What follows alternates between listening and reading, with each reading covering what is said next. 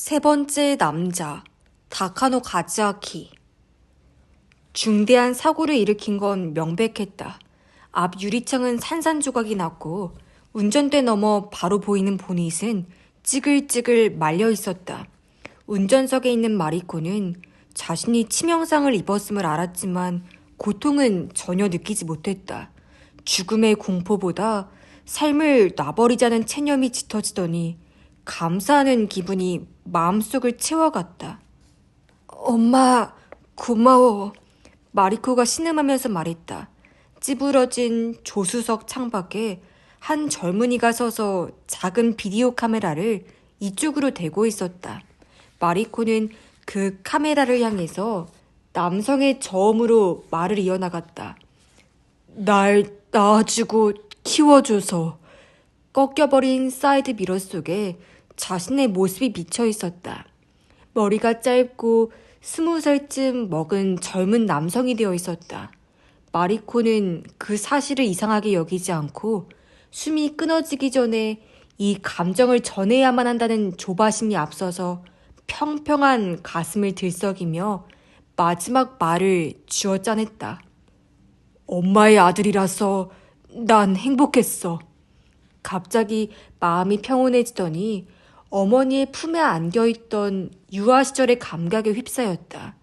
그때 의식이 끊어졌다. 바로 눈을 떴더니 침대 위에 있었다. 47kg짜리 체중이 온몸에 되돌아왔다. 저기 괜찮아? 남편인 다쿠야가 마리코의 얼굴을 들여다보고서 말했다. 가위에 눌렸어. 한여름의 아침 햇살이 커튼 가장자리를 채색하고 있었다. 3평짜리 방 안에서 계속 틀어놨던 에어컨의 송풍음이 작게 들렸다. 3층짜리 공동주택, 그 2층에 있는 집. 마리코는 몸을 일으켜 얼굴에 붙은 긴 머리카락을 쓸어내며 현실 세계로 돌아왔음을 안도했다. 이상한 꿈을 꿨어. 자동차 사고? 부엌에서 아침 식사로 토스트를 먹으면서 다쿠야가 물었다. 마리코보다 1살 연상인 29살인데 와이셔츠를 입고 안경을 쓰니 순식간에 나이를 5살쯤 더 먹은 듯이 보였다. 토요일인 오늘도 백화점에서 근무하는 다쿠야에게는 영업일이었다. 게다가 남자가 됐다고? 고개를 끄덕이고서 마리코는 결혼 축하 선물로 받았던 찻잔에 홍차를 따르면서 꿈속에서 봤던 자신의 겉모습을 떠올렸다. 풍채가 꽤 좋은 남자였어. 본 적도 만난 적도 없는 사람인데. 그럼 상상이 빚어낸 사람인가? 마리코는 고개를 갸웃거렸다. 머리가 짧은 그 젊은이에게는 가공의 인물 같지 않은 존재감이 있었다. 장소는 어디였어? 전에 갔던 데야? 꿈의 기억을 더듬어 봤더니 숲속에 뻗어나가는 2차선 직선도로가 보였다. 장소도 짐작이 가질 않아. 내리막 산길이고 멀리 도시가 보여. 근데 그렇게 쭉 뻗은 도로에서 사고를 일으키다니 어지간히도 운전을 못했나 봐.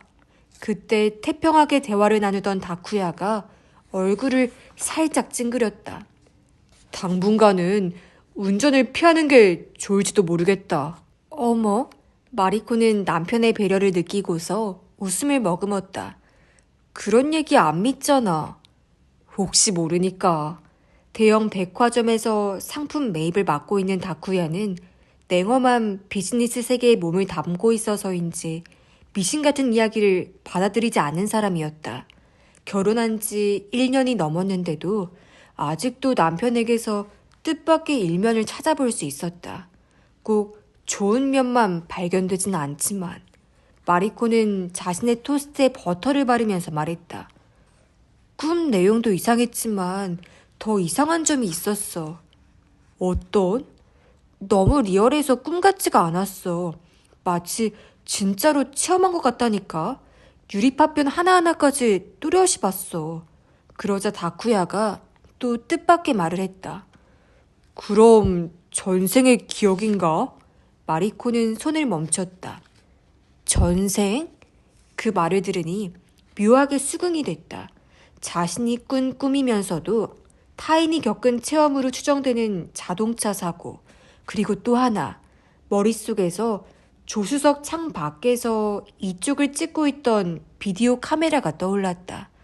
누군가가 무슨 목적으로 촬영하고 있었는지는 모르겠지만 각이진 구닥다리 디자인의 카메라라서 시대가 느껴졌다.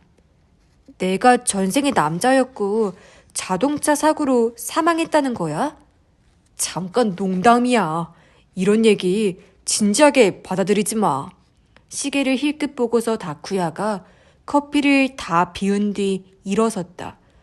꽤 오래전인데 전생이 보인다고 주장하는 사람이랑 만난 적이 있어. 그리고 얼토당토 않은 이야기를 들었거든. 뭐라고 했는데? 당신은 전생에 고대 이집트의 노숙자였다고. 마리코가 입을 크게 벌리고 웃었다. 그래서 돈의 소중함이 몸에 배어 있으니 이 세상에서 비즈니스 업계에 뛰어들면 크게 성공할 거라더라. 그 말 의외로 적중한 거 아니야? 아직 큰 성공은 못했잖아. 다쿠야가 담담하게 답했다. 그 전생이 보인다는 사람은 누구야? 동생의 지인. 다쿠야의 여동생인 에미는 마리코보다 2살 아래로 남편의 친가 사람들 중에서 가장 친밀한 관계였다. 아침 식사를 마친 다쿠야는 세면장에서 이를 닦은 뒤 넥타이를 조이고는 출근하러 무더위 속으로 나갔다. 남편을 현관에서 배웅한 뒤 마리코는 제자리에 서서 잠시 생각했다. 마치 묻혀있던 자신의 기억을 파헤친 것 같은 신기한 꿈. 이대로 잊어버리기에는 너무 아까웠다. 마리코는 부엌에서 잡다한 생각들을 적는 노트를 가져와 꿈에서 본 내용을 상세히 기록해 두었다. 기억을 글로써 붙잡아 두고 있으니 신기하다는 생각이 더욱 짙어졌다. 펜을 내려두고서 마리코는 11시가 되기를 기다렸다가 시누이에게 전화를 걸었다. 야마우치 에미는 키가 평균 수준이지만 어깨가 처져서 상당히 가냘프게 보였다. 성격은 명랑하고 활발하며 어디 가든 주눅이 들지 않는 유형이었다. 오늘도 마리코의 전화를 받자마자 곧바로 상대에게 이야기를 전한 뒤 오후 3시에 만남을 주선해 주었다.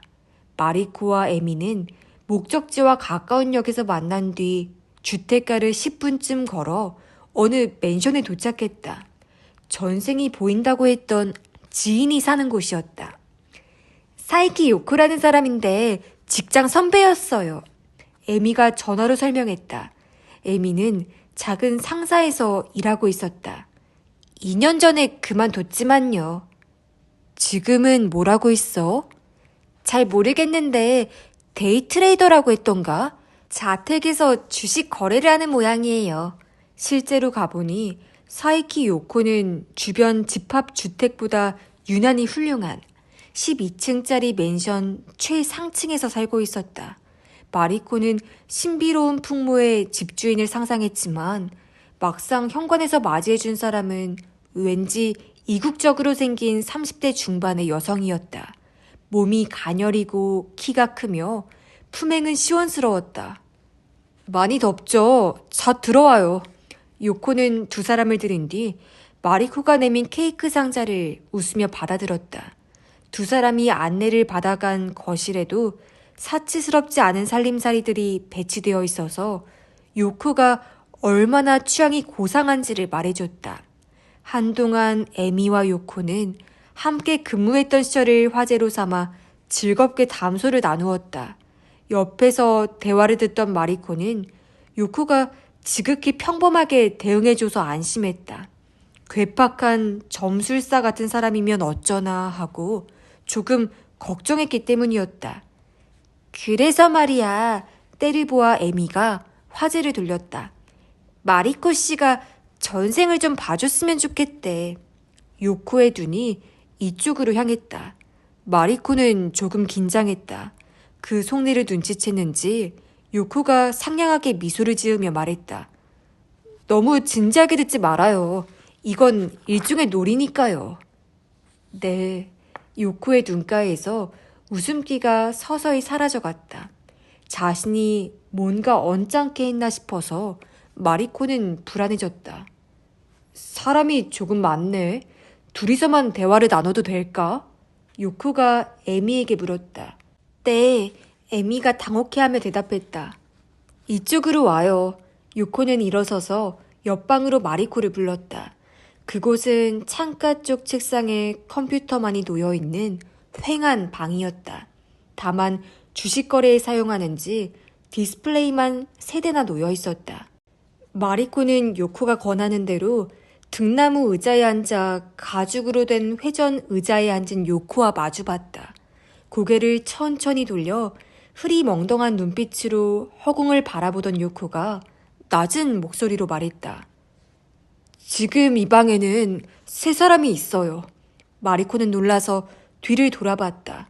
그러나 실내에는 2사람을 빼고 아무도 없었다. 에미는 여전히 옆방에 남아있었다.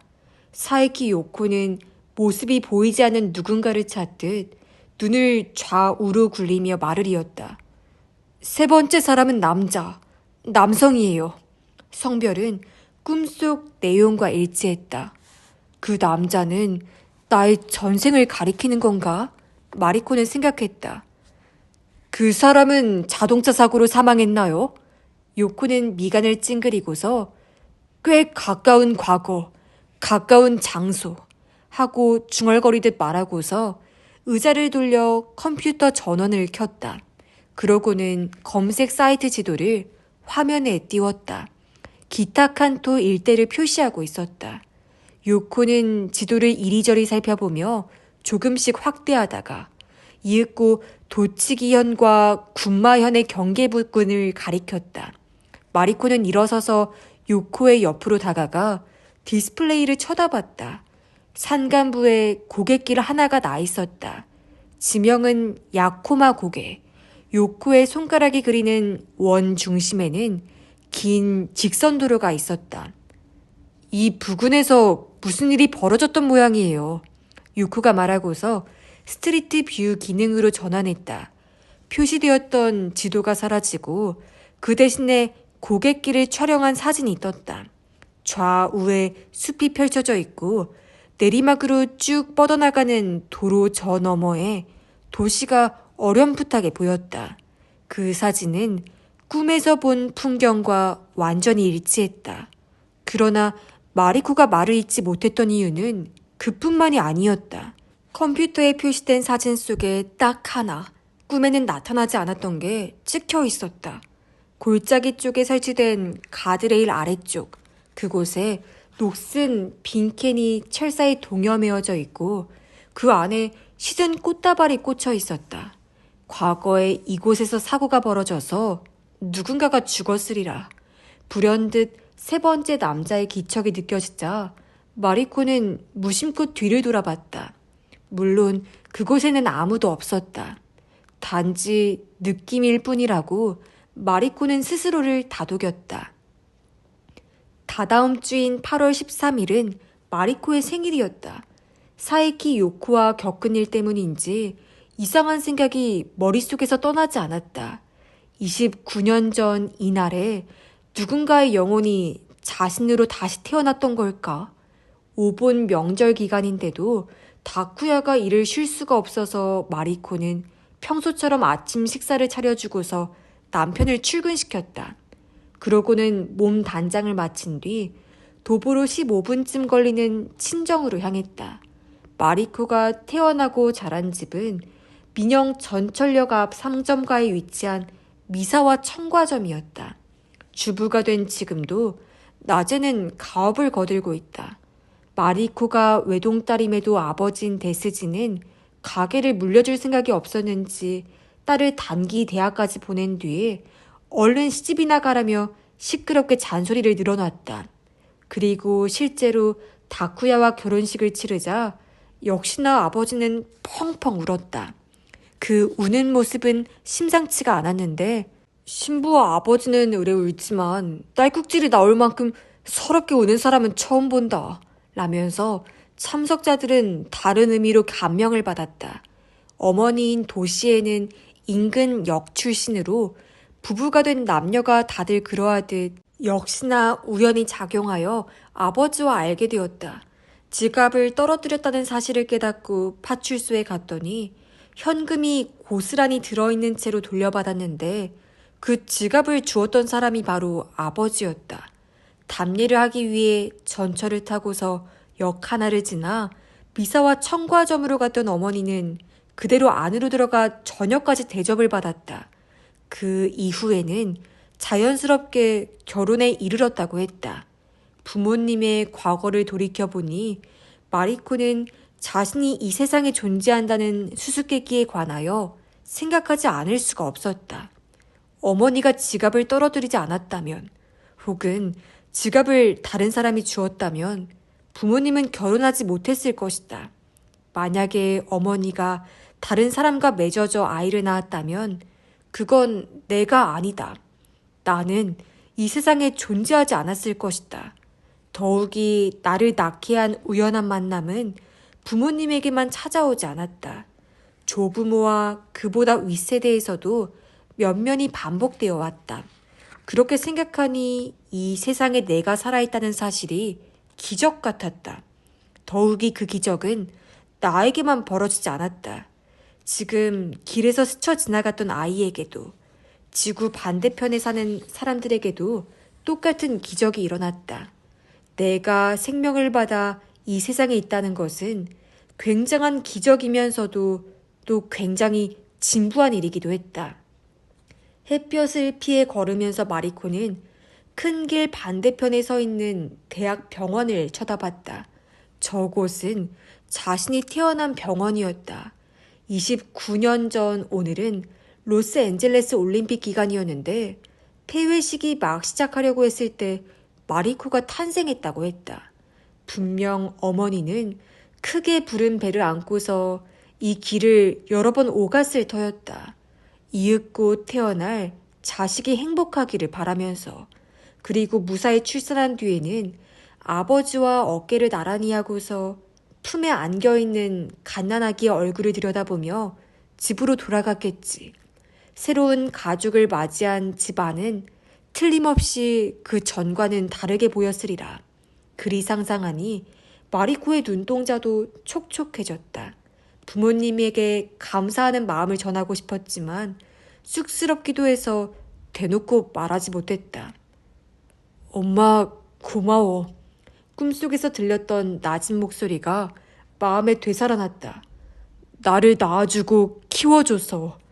만약에 그 청년이 실존 인물이었다면 자신과 똑같은 심정이었으리라고 마리코는 생각했다. 표현하지 못한 감사의 말을 짧은 인생의 마지막에 남기려고 했던 것이다. 친정에 도착하여 아직 문을 열지 않은 점포에 들어갔을 때도 마리코는 어머니에게 뭐라도 말해야겠다고 생각했다. 그런데 먼저 생일 축하한다 라는 소리를 들어버려서 고마워요 하고 대꾸한 뒤에는 평소 분위기로 돌아가 버렸다. 넌 오전에 태어났지. 로스앤젤레스 올림픽 폐회식이 텔레비전에서 막 시작하려고 했을 때. 그 얘긴 몇 번이나 들었어. 근데 아빠는? 아직 시장에 스즈키랑. 스즈키는 가게에서 일하는 젊은 점원이다. 오늘 잠깐 빠져도 돼? 괜찮아. 오늘은 바쁠 리가 없다. 세상은 5분 연휴를 한창 즐기고 있다. 미사와 청과점은 도매상의 휴일에 맞춰서 내일 14일부터 여름 휴가에 들어갈 예정이다. 차도 빌리고 싶은데 그래도 돼? 어디 가니? 드라이브나 좀 하려고. 생일이잖니. 즐겁게 보내렴. 어머니가 미소를 짓고서 차 열쇠를 내밀었다. 마리코는 채소와 과일, 그리고 골판지 상자로 가득한 가게 안을 둘러보며 어렸을 적부터 자신을 감쌌던 냄새를 폐속에 가득 들이켜고는 건물 뒤편으로 향했다. 차 2대를 세울 수 있는 주차 공간에는 소형 자가용만 세워져 있었다. 아버지가 상품을 매입하는 데 쓰는 원박스카는 아직 돌아오지 않았다. 소형차에 탑승한 마리코는 에어컨을 켜고 내비게이션의 목적지를 설정한 뒤 가속 페달을 밟았다. 목적지는 야쿠마 고개였다. 어수선한 상점과 뒷길을 빠져나와 간선 도로를 타다가 고속도로에 진입했다. 운전을 피하는 게 좋을지도 하고 걱정했던 다쿠야의 말이 떠올라서 안전운전에 유념했다. 도심을 빠져나와 사이타마현에서 군마현으로 향했다. 귀성길 정체 시간이 지났는지 차량 흐름은 생각보다 순조로웠다. 2시간도 채 지나지 않아 고속도로에서 내려왔다. 군마현 시가지에 들어선 마리코는 꽃집을 발견하고는 차를 세웠다. 그곳에서 약소한 꽃다발을 구입한 뒤 동쪽에 보이는 산을 향해서 달리기 시작했다. 야쿠마 고개의 진입로인 삼거리에 커다란 표지판이 세워져 있었다. 방향 지시등을 켜고서 운전대를 틀었더니 경사가 갑자기 급해졌다. 산림에 둘러싸인 편도 1차선 도로는 좌우로 굽이져서 실제보다 더 좁게 느껴졌다. 시야가 막힌 굽잇길에서 마주오는 차량과 충돌하지 않도록 도로가에 세워진 거울을 여러 번 확인해야 했다.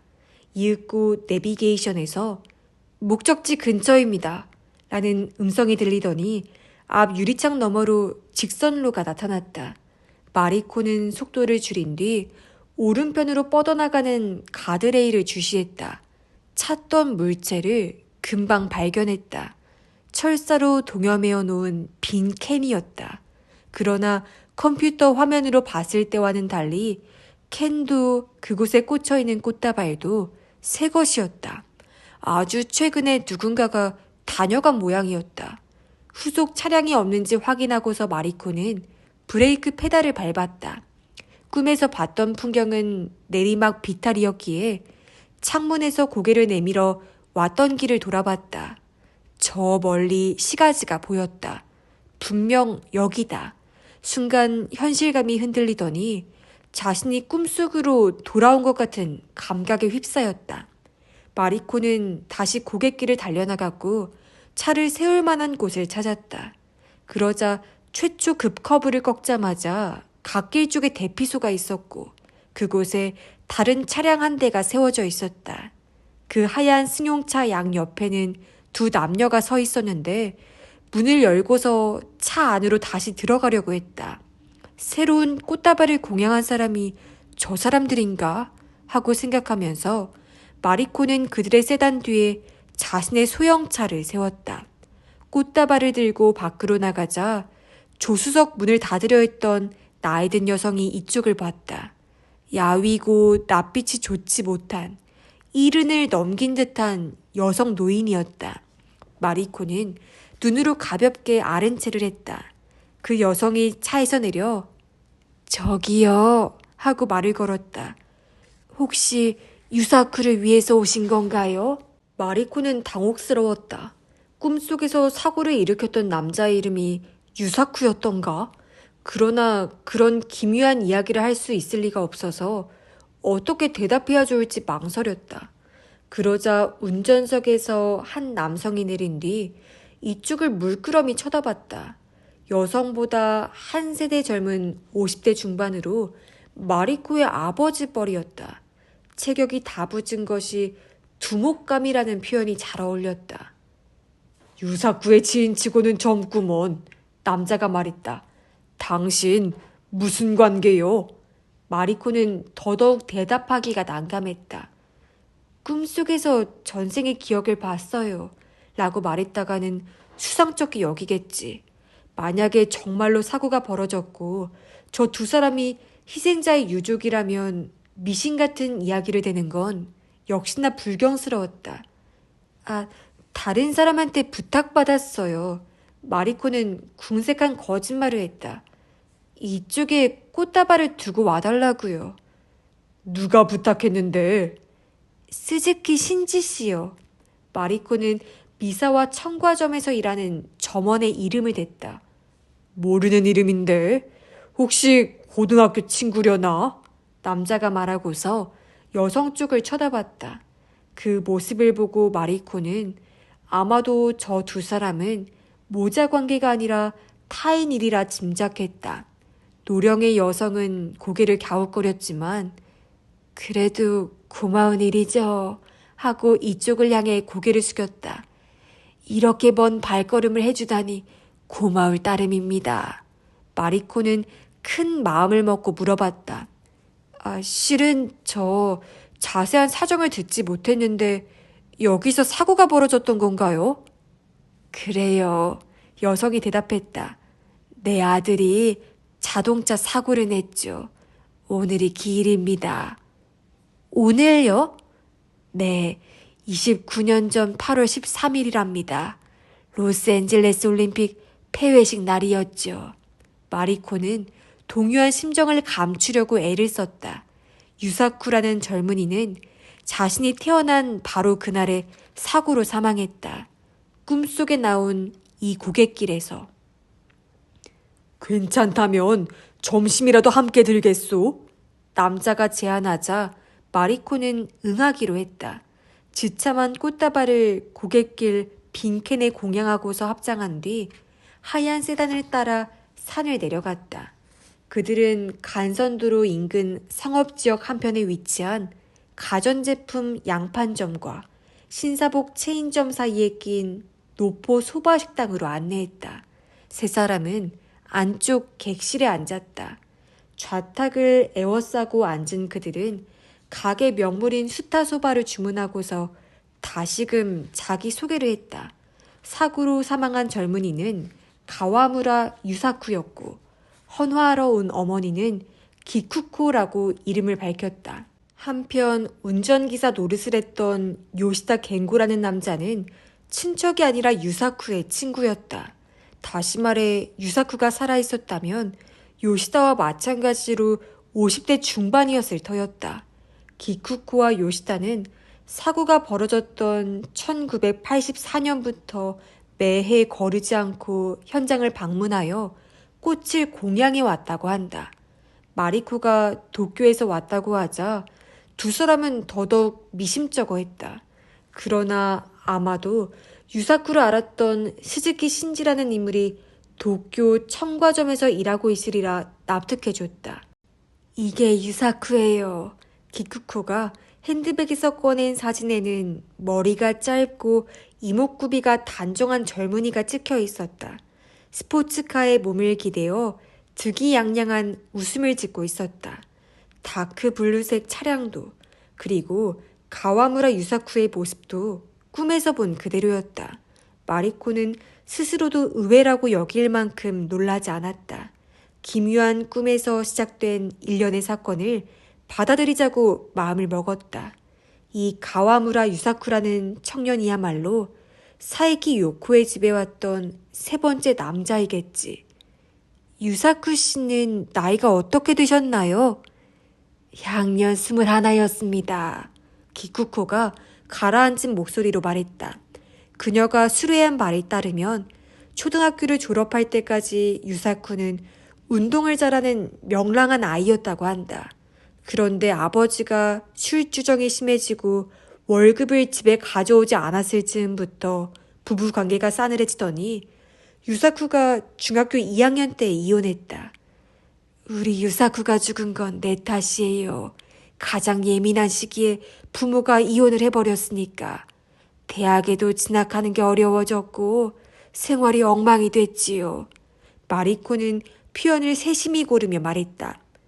하지만 사진 속 유사쿠 씨는 아주 평온해 보이시는데요. 기쿠코는 고개를 비실비실 가로저었다. 그녀의 뺨은 홀쭉하고 피부는 흑색이었다. 인간이란 행복해지려고 몸부림을 치면서도 어째선지 불행해질 만한 일만 저지르는 법이죠. 29년이라는 세월이 흘렀는데도 이 어머니는 자식의 죽음에서 치유되지 못한 듯 했다. 지금껏 눈물을 얼마나 많이 쏟아냈을까.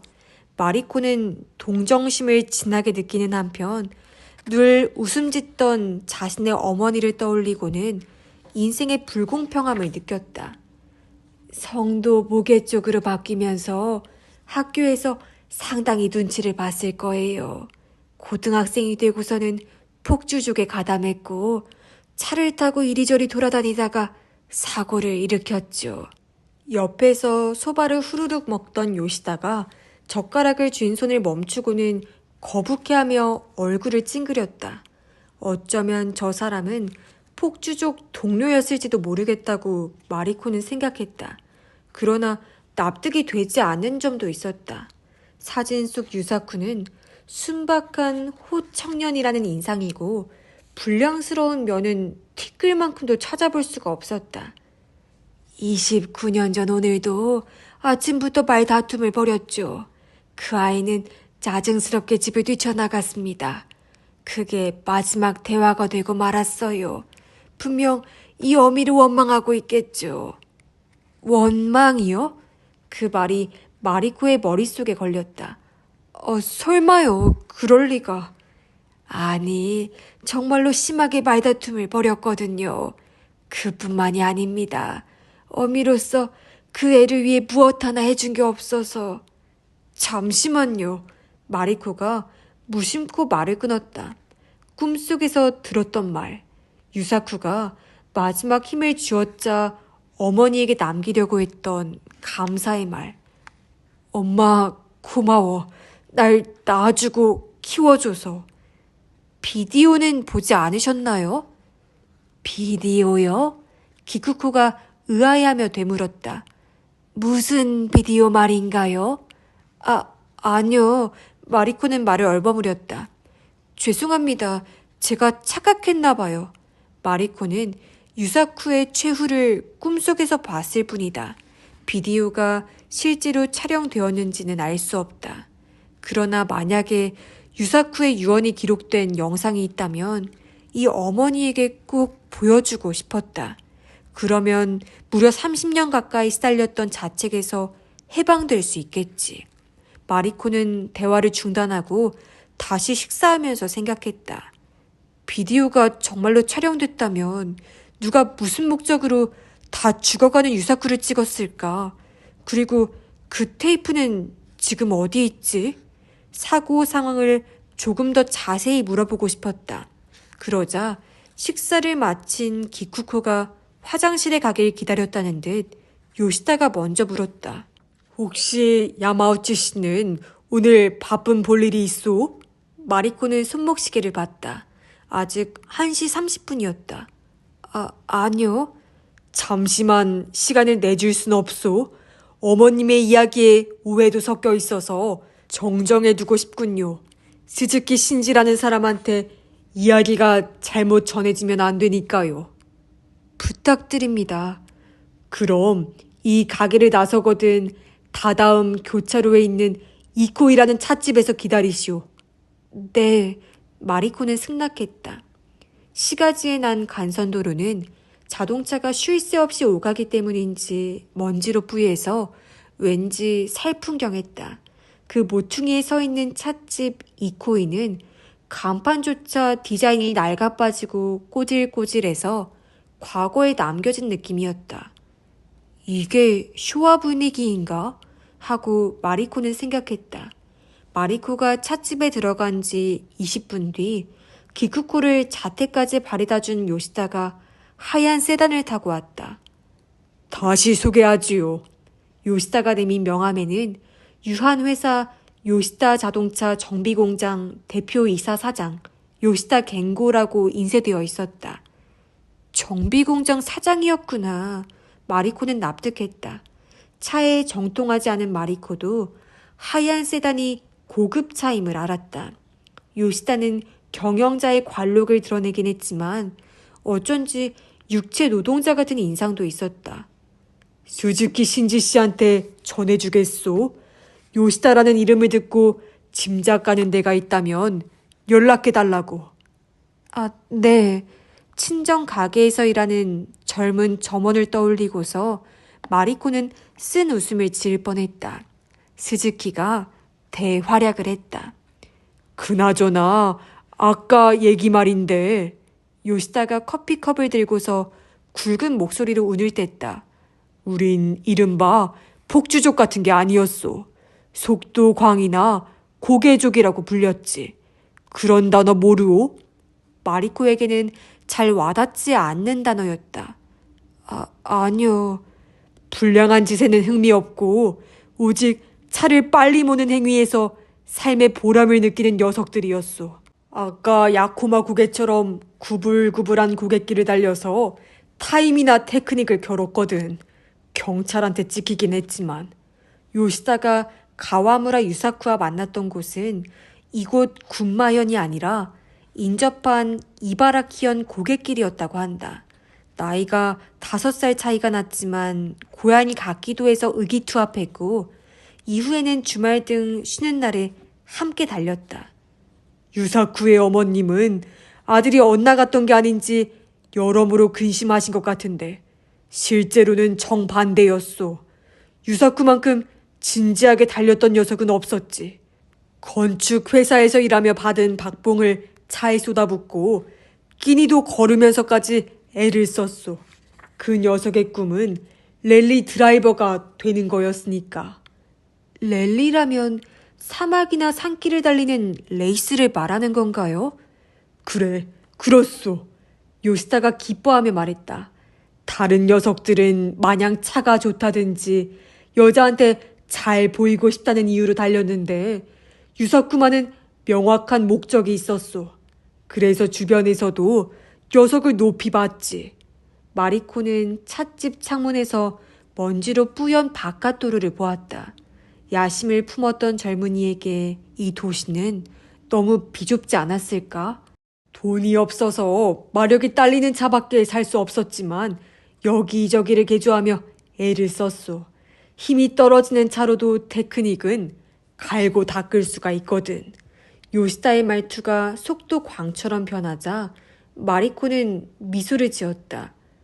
29년 전 오늘도 지역에서 활동하는 녀석들이랑 모여서 달리기로 했지. 근데 그런 일이. 마리코가 의아하게 여겼던 것을 물었다. 그렇게 운전을 잘하던 분이 어떻게 쭉 뻗은 길에서 사고를 일으켰을까요? 지나친 과속이 한순간의 실수로 이어졌던 것 같소. 우리끼리 쓰는 말로는 문어춤이라고 하지. 문어춤? 그렇소. 사고 현장 앞에 급 커브가 있었던 거 기억하오? 실수는 직선로가 아니라 그 커브에서 벌어졌소. 차량을 옆으로 미끄러뜨리면서 고속으로 커브를 돌고 있을 때 가속 페달을 밟던 발이 무심코 느슨해지면 차량 뒤쪽이 반대쪽으로 튕기면서 제어 불능 상태에 빠진다오. 내리막길에 내려왔던 유사쿠의 차는 그대로 좌우를 요동치는 상태로 수십 미터를 달리다가 가드레일과 충돌했소. 요시다가 몸짓을 섞어서 설명해 주어서 문어춤이 무엇인지 감을 잡았다. 그럼 유사쿠 씨는 평소보다 속도를 많이 냈던 거군요. 그런 셈이죠. 꿈속에서 벌어졌던 사고의 참상이 떠오르자 마리코는 눈을 질끈 감았다. 남자들은 어째서 그런 위험한 스포츠를 신나게 즐기는 거지? 요시다 씨는 사고를 보셨나요? 아니, 내가 현장에 갔을 때 이미 구급차가 왔더라고. 당시에는 휴대전화가 없어서 산 위에서 내려올 때까지 사고가 벌어졌는지 몰랐소. 그날 있었던 일을 처음부터 말하자면 요시다가 시간을 거슬러 올라 당시 상황을 들려주기 시작했다. 야코마 고개의 정상에는 전망대가 있는데 그곳의 넓은 주차장은 다른 지역에서도 원정을 오는 속도광들의 집합 장소였다. 평소에 그들은 밤에 활동하는데 오본 연휴라서 지역 사람끼리만 이른 시간에 모였다. 유사쿠와 요시다 외에도 또 한 사람, 가타기리 마사토라는 주유소에서 일하는 젊은 남자가 있었다. 가타기리는 요시다의 고등학교 후배였다. 세 사람은 주차장에 트래픽콘을 세우고서 드리프트, 턴 등을 연습한 뒤 고개를 공략하기로 했다. 처음에는 유사쿠, 바로 뒤에는 가타기리가 따랐다. 요시다의 차량은 속도가 잘 나는 차종이었기에 시간을 잠시 두고서 달리기 시작했다. 대낮부터 그렇게 위험하게 주행해도 괜찮을까? 하고 마리코는 생각했다. 그러나 속도광에게는 속도광의 규칙이 있어 커브 미러에 일반 차량이 확인되면 반드시 감속하는 안전대책을 엄수했다고 한다. 기슭에 위치한 꼬린 지점이 가까워졌다. 문제의 커브에 진입하려고 했을 때 요시다는 커브 미러에 비친 구급차의 붉은 회전 등을 봤다. 그제야 처음으로 사고가 벌어졌음을 알았다.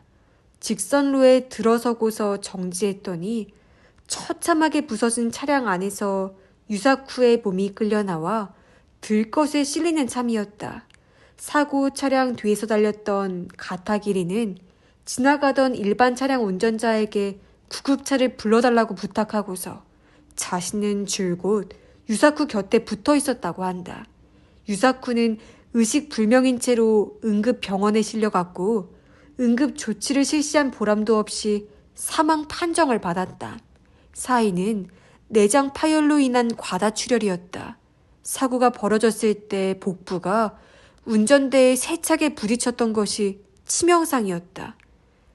그나마 다행이었던 점은 유사쿠의 어머니가 아들의 죽음을 직접 보시지 않았다는 것뿐이요. 요시다가 이야기를 매듭지었다. 단지 그뿐. 유사쿠 씨는 의식을 영영 차리지 못했나요? 그렇소.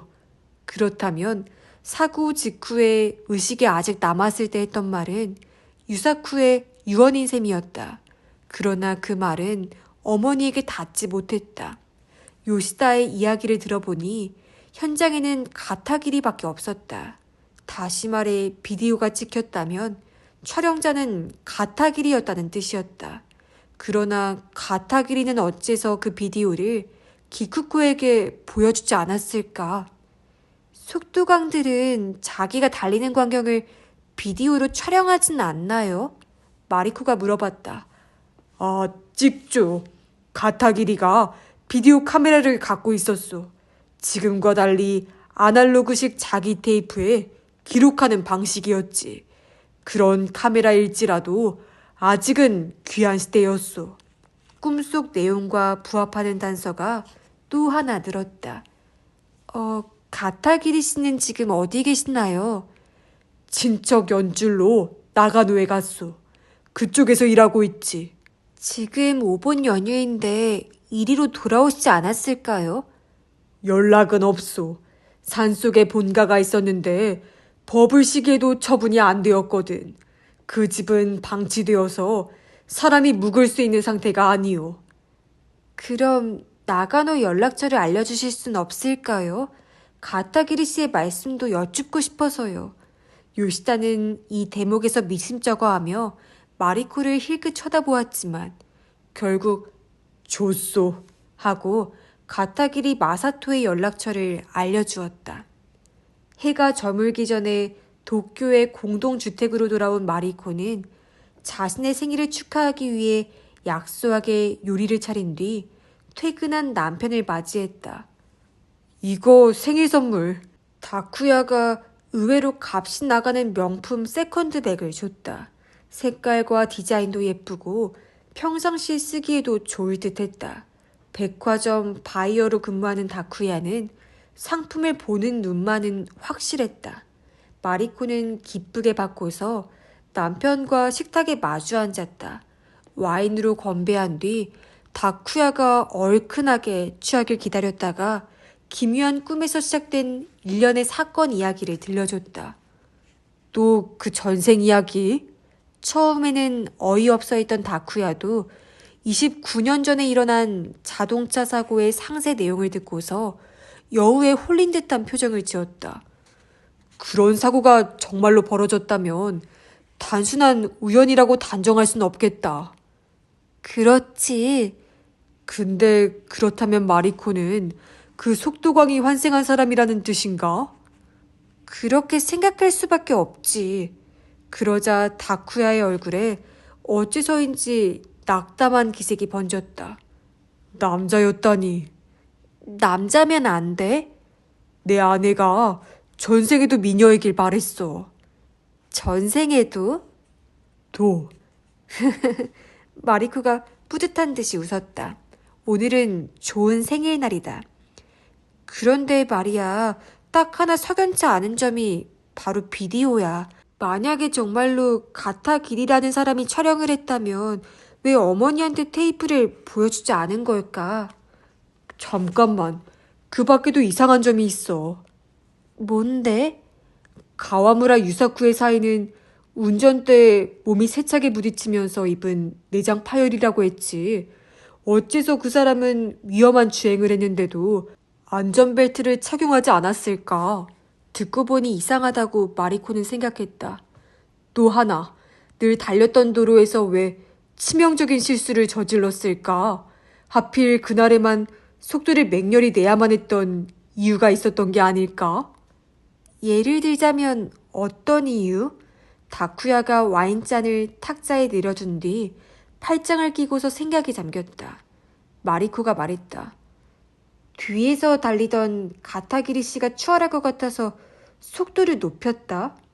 그렇다면 가타기리 씨가 사고 원인을 제공했던 셈이네. 그래서 비디오를 숨긴 거 아닐까? 가타기리 씨한테 어떤 불리한 정황이 녹화되었던 거지. 그래도 고갯길을 격렬하게 달리면서 촬영하지는 않았을 거 아니야. 마리코는 꿈 내용을 떠올리고서 고개를 끄덕였다. 비디오는 사고가 벌어진 뒤에 촬영되었다. 거기에 있던 세 사람 중에서 가장 빨랐던 게 누구였지? 요시다 씨가 가장 빠르다고 했어. 근데 요시다 씨는 늦게 출발해서 사고 자체는 보지 못했대. 다쿠야는 다시 묵묵히 생각하고서 말했다. 무슨 일이 벌어졌는지 설명하기에는 정보가 부족하지 않나? 중요한 실마리가 빠져 있는 것 같아. 가까운 시일에 가타기리 씨한테 전화를 해볼 참인데 더 자세히 물어볼까? 그렇게까지 하려고? 유사쿠 씨 어머님을 위해서 비디오만은 꼭 확인해두고 싶어. 유사쿠 씨의 마지막 말을 들려드리고파. 이대로는 그분 신세가 너무 서글프잖아. 마리코는 어머니라는 존재를 강하게 의식했다. 생명을 낳는 기적을 이룩했던 사람이 어째서 슬픔으로 점철된 여생을 보내야만 하는 건가. 더욱이 마리코는 기쿠코의 모습을 떠올려 보니 왠지 타인처럼 느껴지지 않았다. 가슴으로 마치 자신의 어머니 같은 따뜻한 분위기를 느낄 수 있었다. 말리진 않겠지만 조심하도록 해. 조심하라고? 전 속도광이라고 해서 지레 겁을 먹었지만 그리 무서운 사람은 아니었는걸. 왠지 불길한 예감이 들어. 현실주의자를 자임하는 다쿠야가 말했다. 가타기리 씨한테 전화해서 깊이 캐묻지 말고 비디오 촬영 여부만 확인해두는 게 좋겠어. 만난 적도 없는 타인의 집에 전화를 걸어서 자신의 꿈 내용을 막상 확인하려고 하니 용기가 필요했다. 오본 연휴에 가타기리가 거처를 비웠을지도 모르겠다고 짐작하고서 마리코는 주말까지 기다렸다가 전화를 걸기로 했다. 상대가 여름 휴가를 길게 잡았다고 해도 일요일이 마지막 날일 터였다. 나가노현 마스모토시 국번으로 시작하는 번호를 누르고서 잠시 기다렸더니 네, 가타기리입니다 하고 젊은 여성의 목소리가 들렸다. 아마도 딸인 듯했다. 배경에서 텔레비전 음성이 들렸다. 전형적인 일요일 오후의 한때였다. 가타기리 마사토 씨를 바꿔달라고 부탁하자 오래지 않아 상대가 받았다. 여보세요? 가타기리입니다만. 중년 남성치고는 음색이 약간 높았다. 선이 가늘고 신경질적인 사람이 아닌가 하고 마리코는 예상했다. 저기요, 전 야마우치라고 하는데요. 이때도 마리코는 친가가 운영하는 가게의 점원을 구실로 삼았다. 가와무라 유사쿠의 중학교 친구인 스즈키 신지에게 부탁을 받아 야코마 고개에 갔고 그곳에서 유사쿠의 어머니와 요시다 겐고와 대화를 나눴다고 말하자 가타기리는 마리코를 의심하기는커녕 흥미롭게 귀를 기울였다. 아, 한동안 뵙지 못했는데 요시다 씨랑 어머님도 잘 지내십니까? 마리코가 네 하고 대답하자 가타기리가 말을 계속했다. 유사쿠가 사고를 당한 후에 어머님은 몸 상태가 악화되셔서 거동을 못하셨어요. 그 이후로 요시다가 줄곧 생활비의 일부를 보조하고 있습니다. 아, 그랬군요. 요시다 씨는 큰 정비 공장의 3대 사장이라서 배포가 두둑하니까요. 겉모습처럼 보스 기질이 있는 사람이구나 하고 마리코는 감탄했다. 그나저나 사고 당시에 말이에요. 마리코가 그렇게 물꼬를 트자 가타기리는 사고 현장에 도착한 뒤 무슨 일이 벌어졌는지 말해줬다.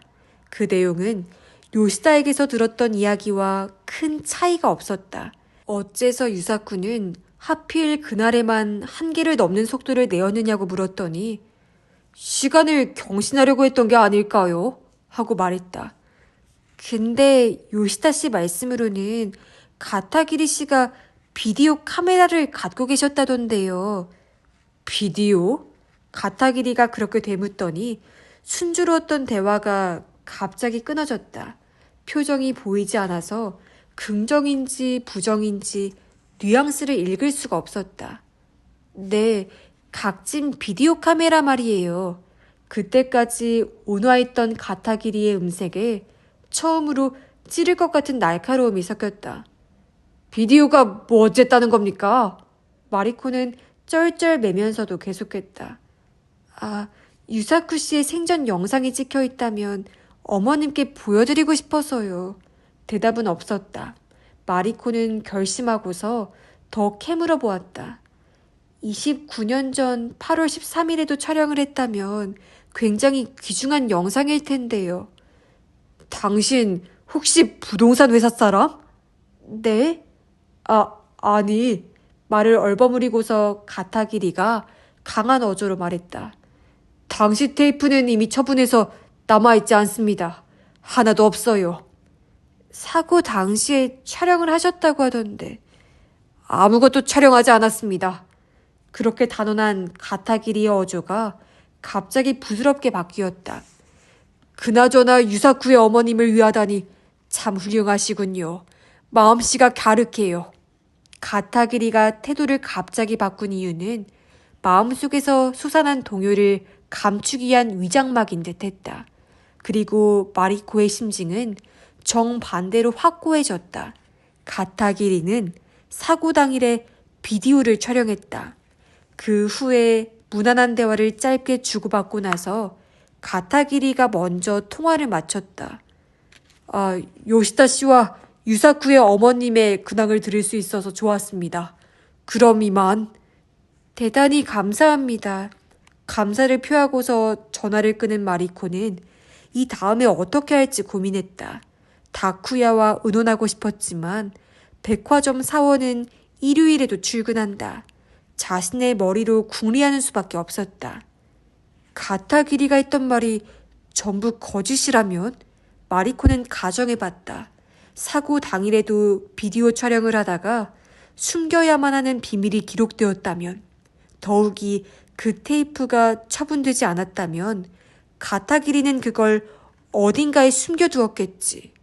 그는 현재 마스모토시에 있는 집합 주택에서 살고 있다. 주거지 안에 무언가를 숨겨봤자 금세 아내가 찾아내겠지.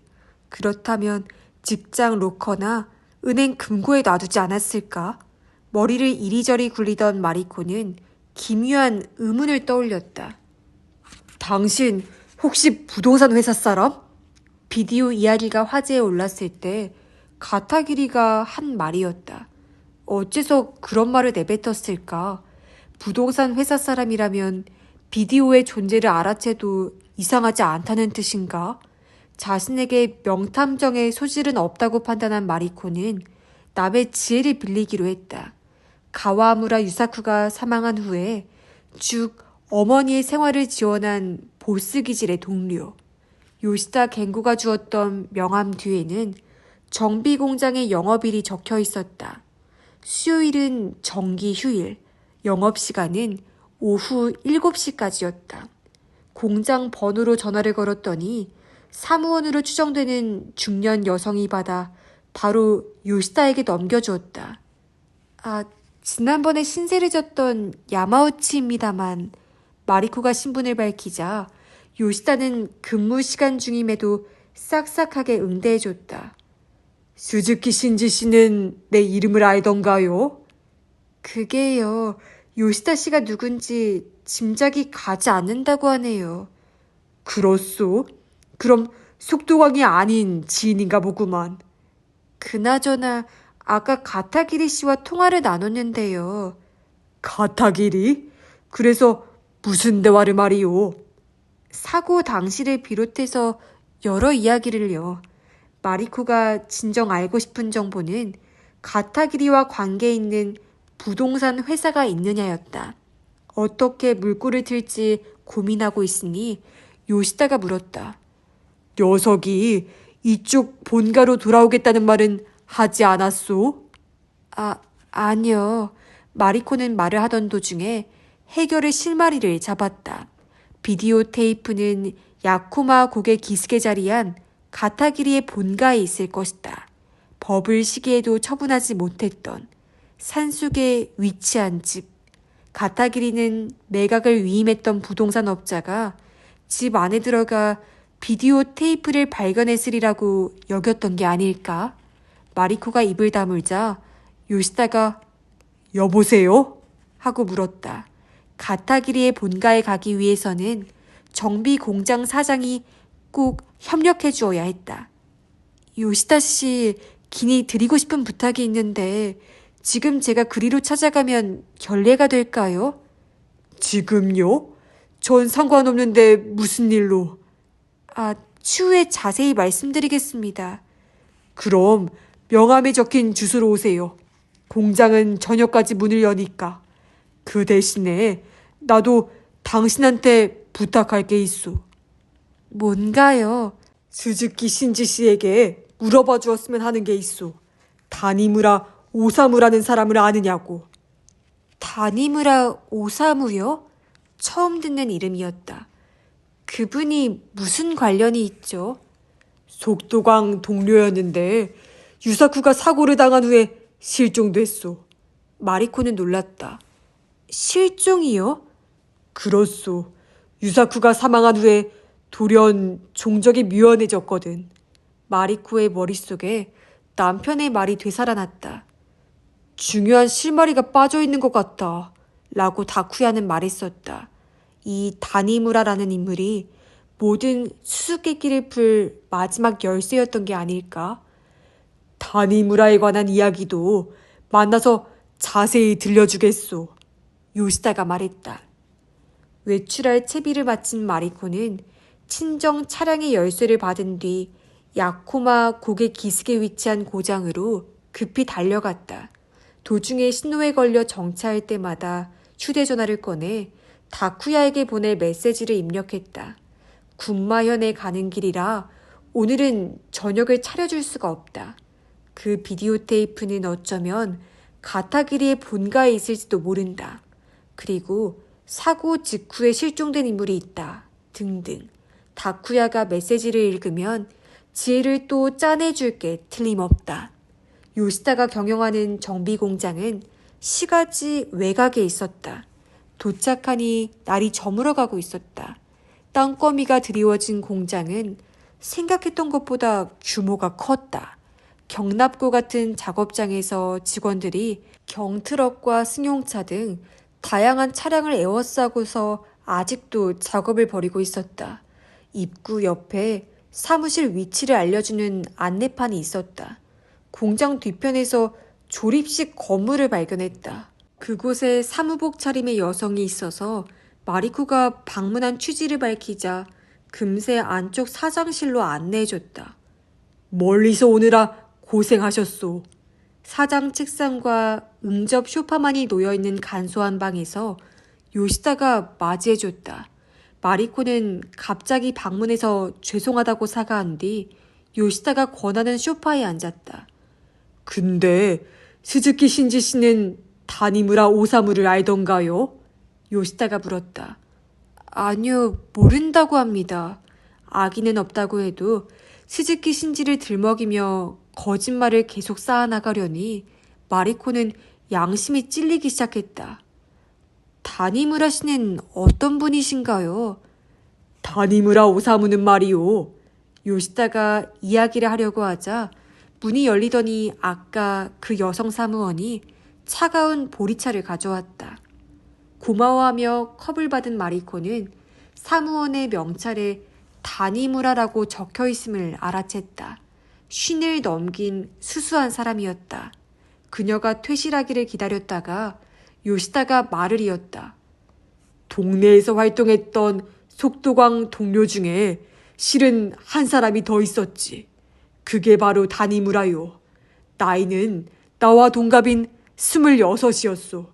아까 차를 가져다 준 사람이 다니무라의 아내지. 역시 그랬구나 하고 마리코는 생각했다. 다니무라 씨가 실종됐다고 말씀하셨죠. 그렇소. 유사쿠가 사고를 당한 후에 홀연히 사라졌거든. 실종된 이유를 모르시나요? 일찍 결혼하고 자식까지 생겨서 돈에 쪼들리긴 했지. 근데 그런 이유로 사라졌을 리는 없소. 참고로 다니무라의 자식은 30살이고 그 녀석도 우리 공장에서 일하고 있소. 보스 기질이 있는 요시다는 실종된 동료의 처자식을 고용해서 생활을 지탱해 준 듯 했다. 결국 다니무라는 행방이 밝혀지지 않은 채 실종 선고를 받았고 사망 처리가 됐지. 다니무라 씨의 실종과 유사쿠 씨의 사고 사이에 무슨 관계가 있었을까요? 그게 잘 이어지질 않소.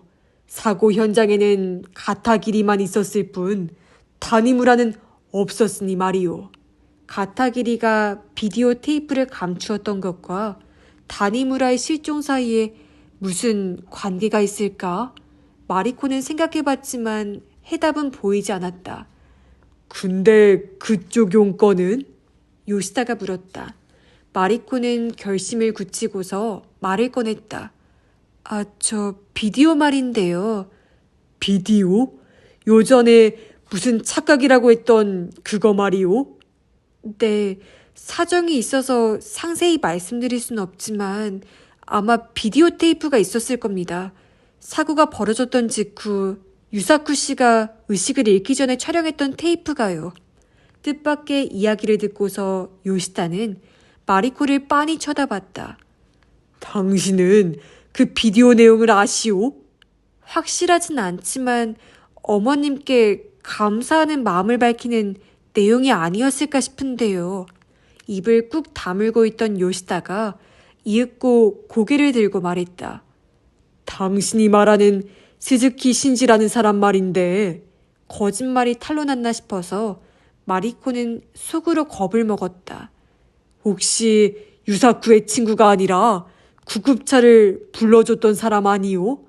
현장을 지나가다가 비디오를 촬영하던 가타기리를 봤던 거 아니냔 말이오. 마리코는 거짓말이 모순되지 않도록 말했다. 상상에 맡기겠습니다. 요시다는 그 말을 긍정으로 받아들인 듯 했다. 그래서 당신이 하고 싶다는 부탁은? 만약에 비디오 테이프가 있다면 가타기리 씨 본가에 있을 것 같아요. 혹시 괜찮으시다면 그 집으로 안내해 주실 수 없을까요?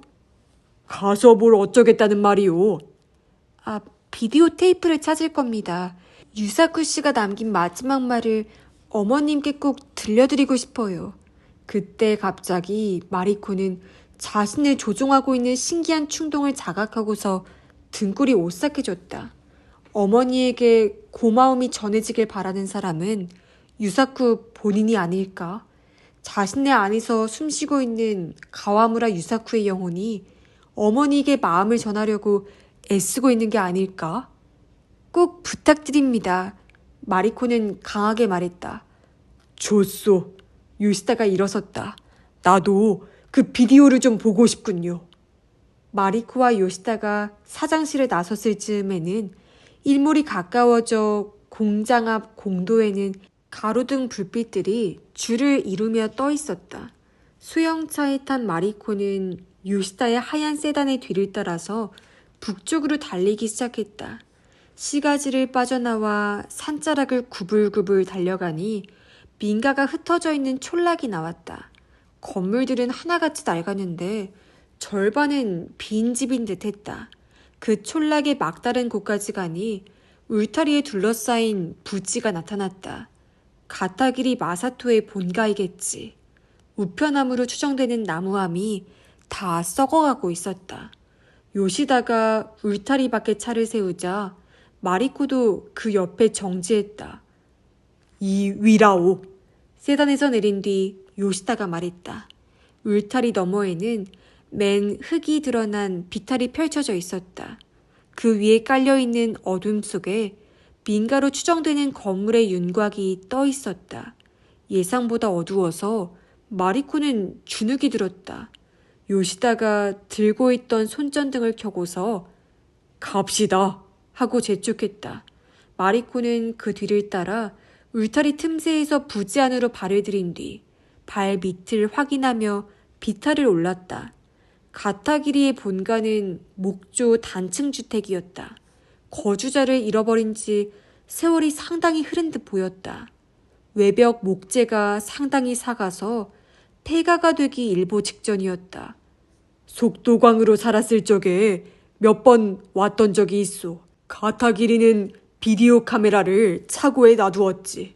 요시다가 손전등 불빛을 오른쪽으로 돌렸다. 본체 옆에 차량이 2대쯤 들어갈 수 있는 차고가 있었다.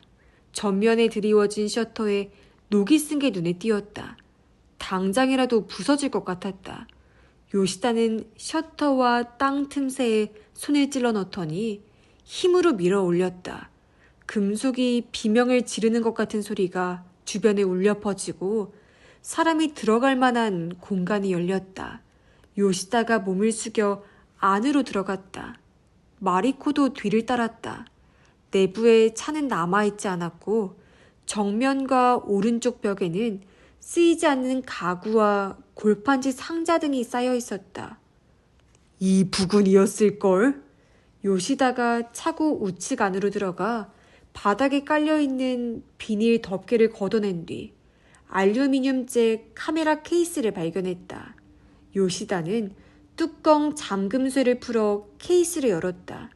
마리코가 들여다보니 그 안에는 꿈에서 봤던 낡은 비디오 카메라가 있었다.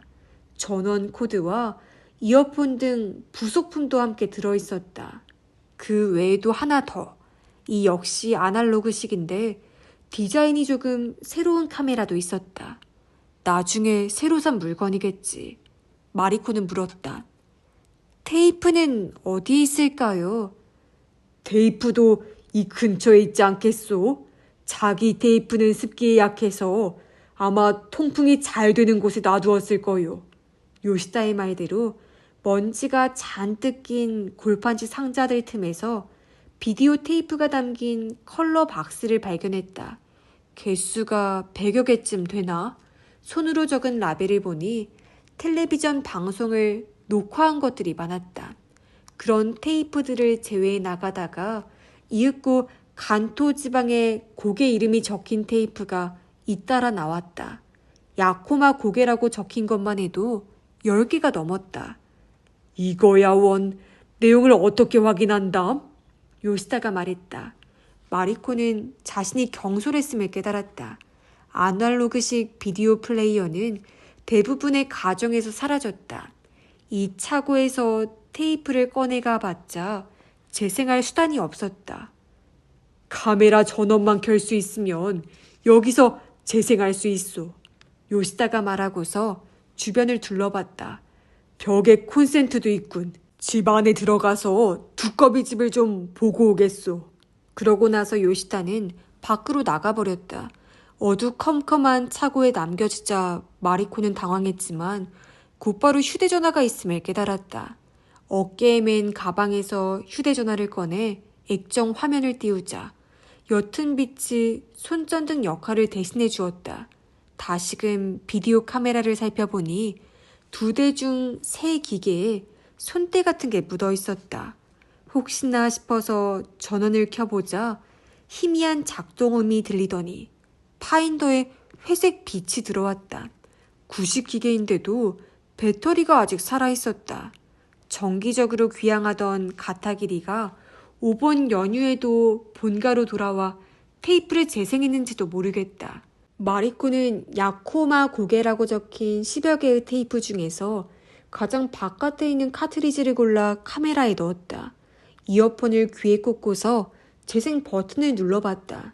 그러자 파인더에 흑백 영상이 재생됐다.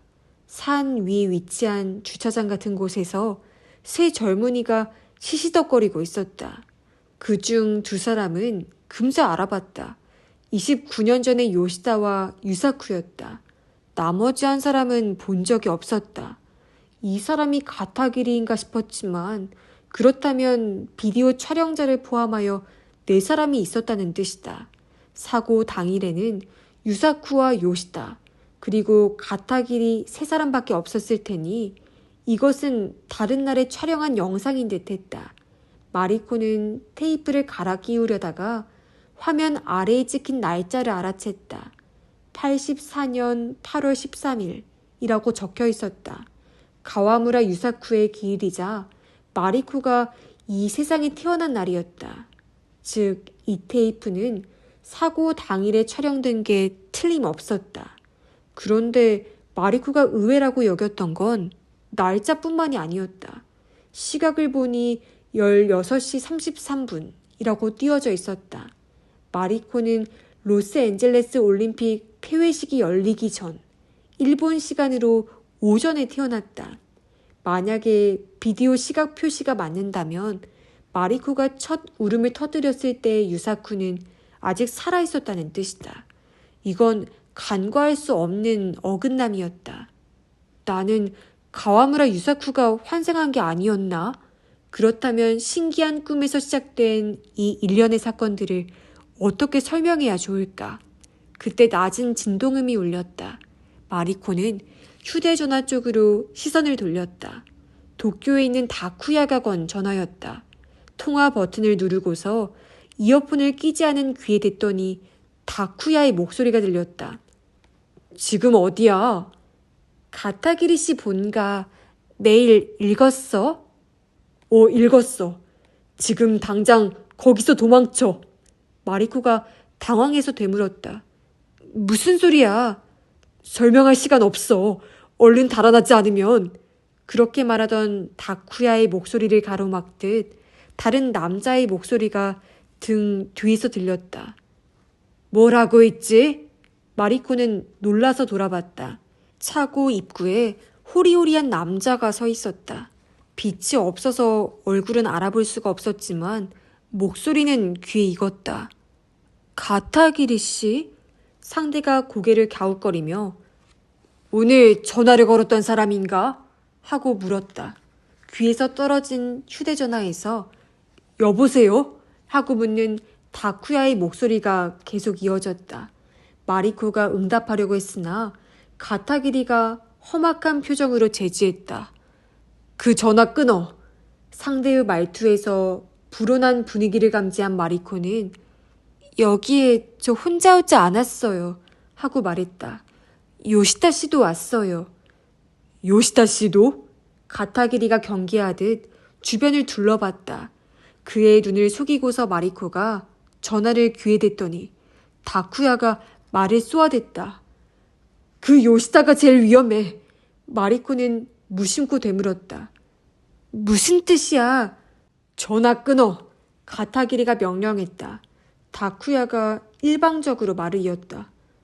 가와무라 유사쿠가 안전벨트를 하지 않았던 이유는 벨트를 채울 새도 없이 황급히 차를 몰았기 때문이야. 신변의 위협을 느낄 만한 절박한 사건이 벌어졌던 거지. 게다가 한계를 뛰어넘어 속도를 냈던 이유는 그보다 더 빠른 차한테서 도망치기 위해서였어. 다시 말해서 요시다의 차에서 도망치려고 했던 거야. 마리코는 현기증이 엄습한 것 같은 느낌에 휩싸였다. 비디오 테이프에는 있을 리가 없는 사람이 찍혀 있었다. 그 사람이 행방불명됐다는 다니무라였다면? 다니무라를 찾고 있나? 가타기리가 물었다. 증거 테이프를 찾으러 온 거지. 마리코는 옆에 끼고 있는 비디오 카메라를 힐끗 쳐다봤다. 화면은 확인할 수 없었지만 이어폰에서 음성은 계속 흘러나왔다. 장면은 이미 전환됐고 아까 젊은이들이 웃으면서 시시덕대던 목소리 대신 숨을 헐떡이는 고역스러운 호흡음이 들렸다. 유사쿠의 목소리임을 마리코는 알아챘다. 찍어줄 거야? 그렇게 묻고서 유사쿠가 힘을 쥐어짜듯 말하기 시작했다. 이제 난 틀렸는지도 모르니 지금 증언해 둘게. 야쿠마국의 주차장에서 요시다 씨가 실수로 다니무라 씨를 쳤어. 더듬더듬 이어지는 말의 틈새를 꿰매듯 눈앞에 있는 가타기리가 목소리를 낮추어 말했다. 요시다 씨가 급하게 후진하다가 뒤에 있던 다니무라 씨를 실수로 쳤지. 이어폰에서는 유사쿠의 목소리가 이어졌다. 다니무라 씨는 머리를 부딪혔고 숨을 쉬지 않았어. 나와 유사쿠는 경찰에 신고하려고 했지만 요시다 씨가 만류했지. 요시다 씨가 시체를 숨기자는 말을 꺼내길래 난 산을 내려가서 경찰한테 가려고 했어. 가타기리는 끔찍한 기억을 견뎌내려는 듯 눈을 내리떴다. 사고 현장에 요시다 씨가 늦게 온 이유는 숲 어딘가에 시체를 버리고 왔기 때문이야.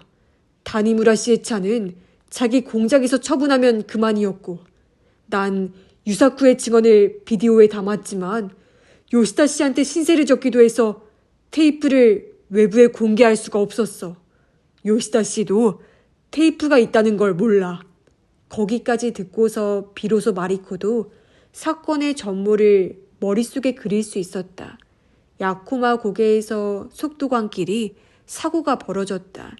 진상이 감추어진 채로 29년이나 세월이 지났지만 이제야 요시다는 비디오 테이프의 존재를 알게 되어서 그 내용을 확인해야겠다고 별렀겠지.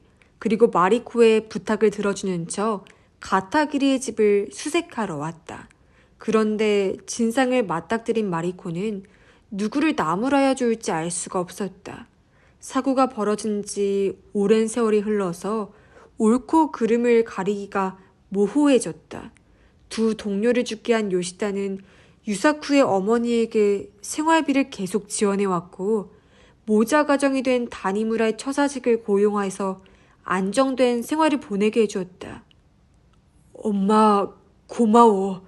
그렇게 말하는 목소리가 들리자 마리코는 카메라 파인더로 시선을 돌렸다. 찌그러진 운전석에 유사쿠가 앉아 있었다.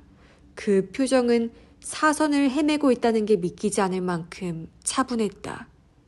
날 낳아주고 키워줘서 21해 만에 생일을 마쳤던 젊은이는 짧은 인생의 막바지에 어머니에게 필사적으로 감사하는 마음을 전하려고 했다. 유사쿠는 가슴을 들썩이며 숨을 크게 들이마신 뒤 마지막 말을 쥐어짰다. 엄마의 아들이라서 난 행복했어. 눈을 감은 유사쿠의 얼굴은 평온에 잠겨 있었다. 마치 어머니의 품에 안긴 아기 같았다. 그 대목에서 영상이 끊어졌다. 파인더 속 화면이 회색으로 물들더니 이어폰에서도 소리가 끊어졌다. 마리코는 유사쿠의 어머니에게 전하고 싶었다. 당신의 아들은 폭주 행위를 벌여서 사망한 게 아니라 옳은 일을 하려다가 숨을 거두었노라고. 금속제의 셔터가 흔들리는 소리에 마리코는 고개를 들었다. 몸집이 큰 요시다가 차고 안으로 들어왔다. 그의 오른손에는 쇠 지뢰가 쥐어져 있었다. 집 안으로 들어가려고 사용했나? 아니면 다른 목적이 있는지 모르겠다. 요시다는 잠시 가타기리를 주시했다. 가타기리는 뭐라 해야 좋을지 모르겠다며 멍하니 서 있었다. 요시다가 마리코 쪽으로 고개를 서서히 되돌리고서 물었다. 테이프는 있었소?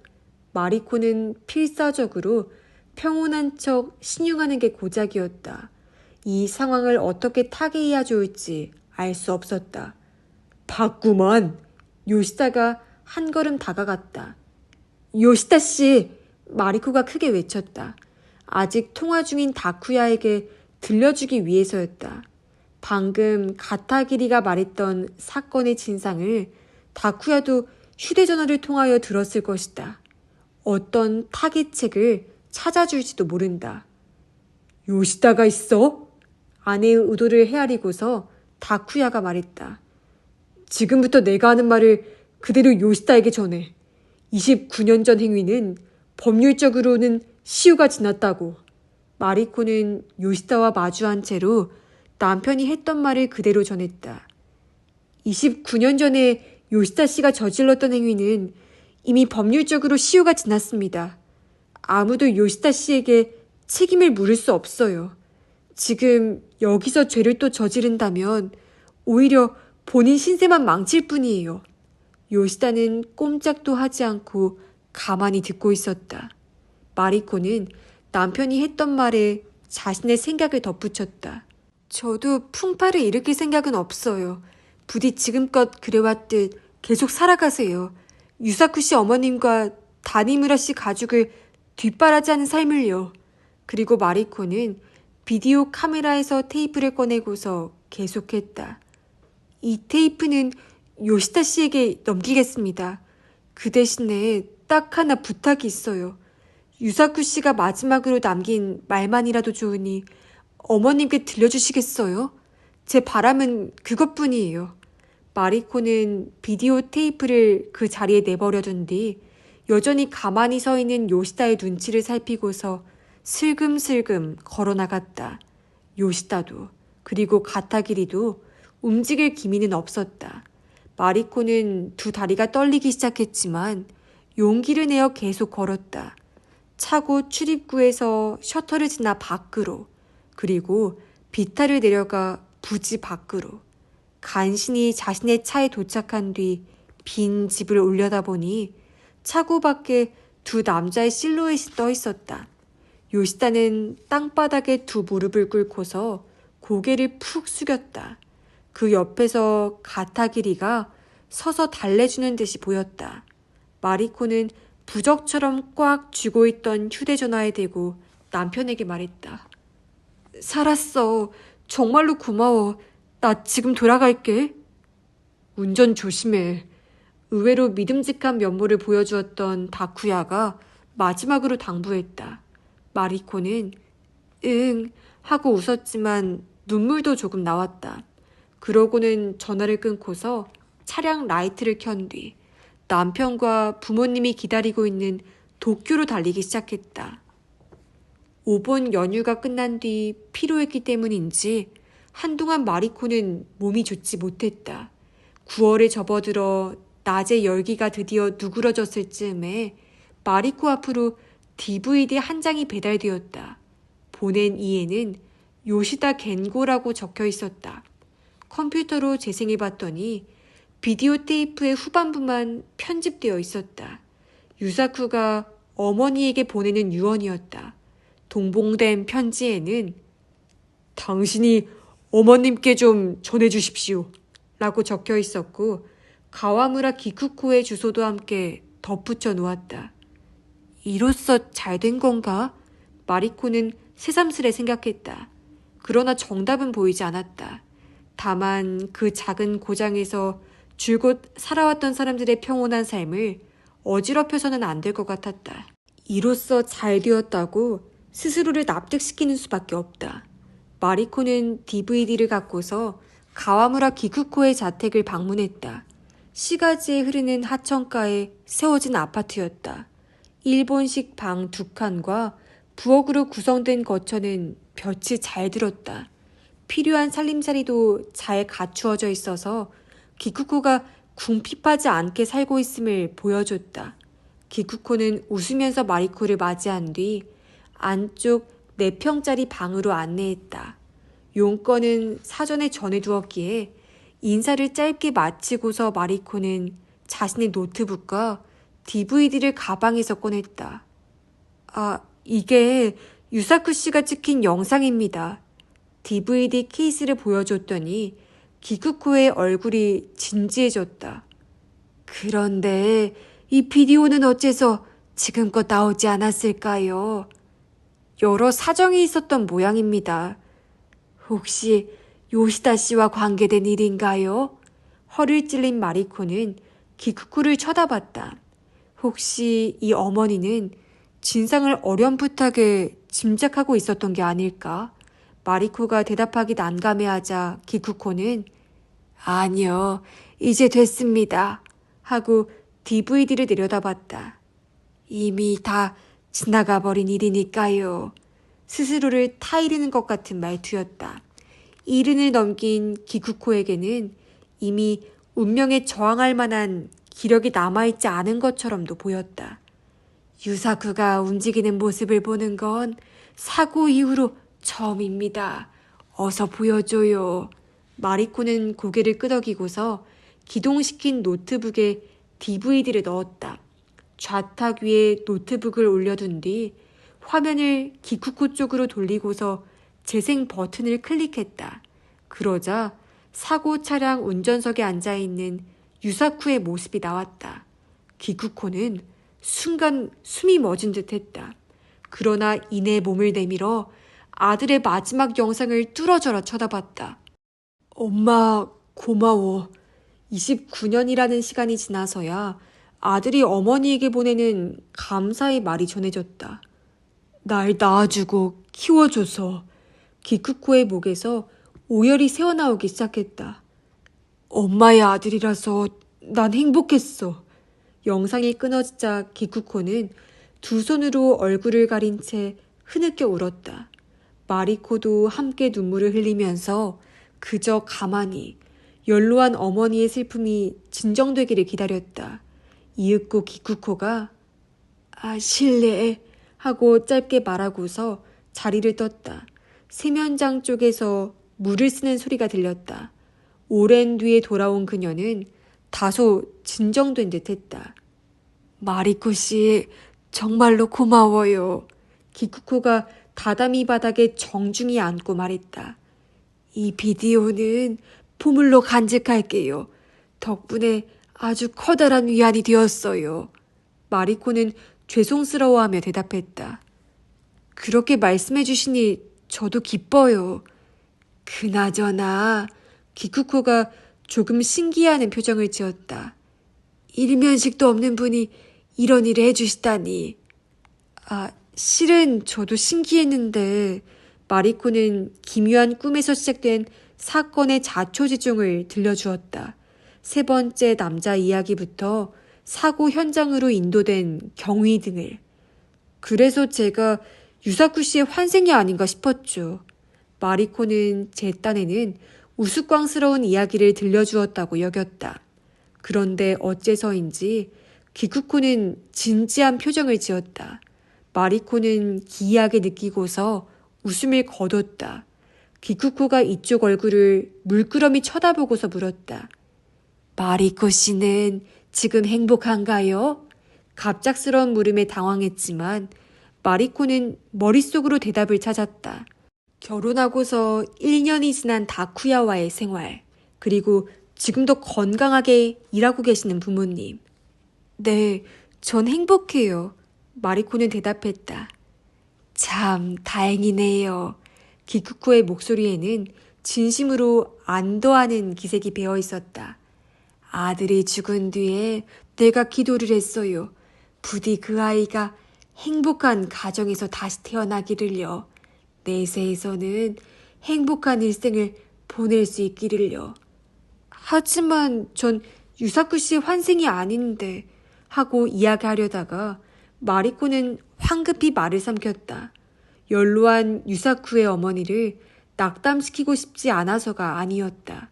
문득 깨달았다. 그 방에는 정말로 세 사람이 있던 게 아닐까?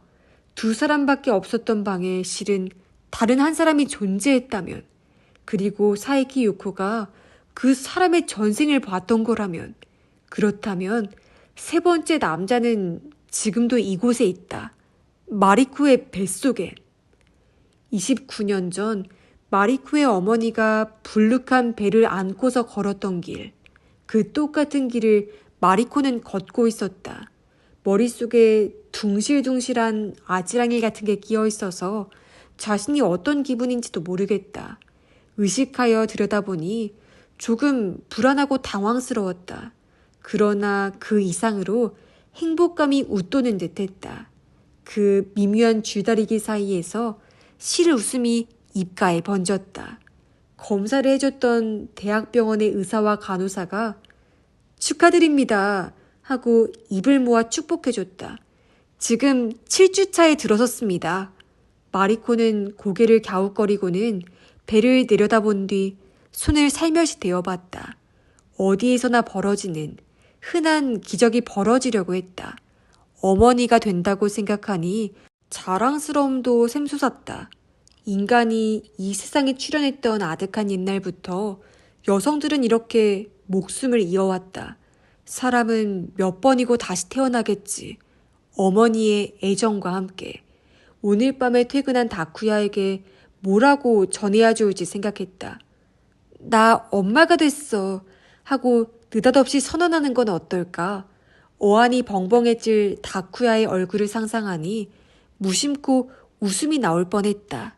그러는 동안에 자택이 가까워졌다. 어느새 발걸음이 가벼워졌다. 집 열쇠를 꺼내려다가 마리코는 다시금 배를 바라보며 막 깃든 세 명에게 말을 걸었다. 건강히 태어나렴. 다쿠야와 둘이서 행복하게 해줄 테니까. 엄마 고마워 라고 말하는 소리가 마리코의 안에서 들렸다. 그건 작디 작은 남자아이의 목소리였다.